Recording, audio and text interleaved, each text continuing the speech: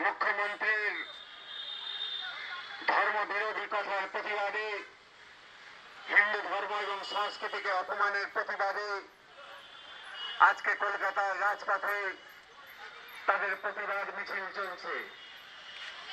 আজকে আমার কাছে খবর এলো, শিলিগুড়ি থেকে আরম্ভ করে পশ্চিমবঙ্গের যে সমস্ত উল্লেখযোগ্য শহর রয়েছে, সমস্ত শহরে আমাদের মায়েরা, আমাদের যুবকেরা, আমাদের ভক্তরা আজ প্রতিবাদ সভা করছে। আমরা সবাই জানি যে প্রতিষ্ঠানগুলোর বিরুদ্ধে আজকে মাননীয় মুখ্যমন্ত্রী হুঙ্কার দেখেছে, কোথাও যদি কোনো বিপদ হয় সে সমস্ত প্রতিষ্ঠান গিয়ে সামনে